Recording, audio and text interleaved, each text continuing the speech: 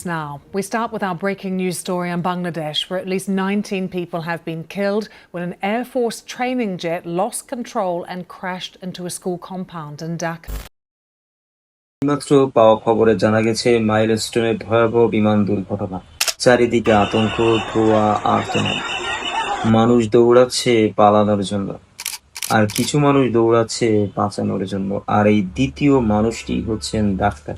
Corona মহামারীতে জীবন আর মৃত্যুর মাঝে একটাই দেয়াল ছিল, ডাক্তার। নিজের সন্তানকে দূরে রেখে পিতামাতাকে দেখা ছাড়াও তারা লড়েছে। কতজন যে এই যুদ্ধে হারিয়ে গেছে, তাদের জন্য কোনো রাষ্ট্রীয় শোক দিবস ছিল না। দেশ কি তাদের দিয়েছে 1 মিনিটের নীরবতা? জাতীয় পতাকায় মুড়ে বিদায় দিয়েছে কয়জনকে? কিন্তু প্রশ্ন উঠেছে, আজ যখন দেশের মাটি কাঁপে, তখনও কি ডাক্তাররা অবহেলার শিকার? দেশের চিকিৎসক আছে, বিশ্বমানের হাসপাতাল আছে, তবুও আমরা সিঙ্গাপুর থেকে ডাক্তার আনি কেন? এই অবিশ্বাস কাকে অপমান করে? ডাক্তারদেরকে, না পুরো জাতিকেই? স্বাস্থ্য উপদেষ্টা স্বাস্থ্যের না। তিনি কি জানেন রাত 3টায় ওয়ার্ডে দাঁড়িয়ে কাঁপতে থাকা এক ইন্টার্ন ডাক্তার কিভাবে লড়ে? তিনি অসুস্থ হলে কোথায় যান? দেশে না সিঙ্গাপুরে?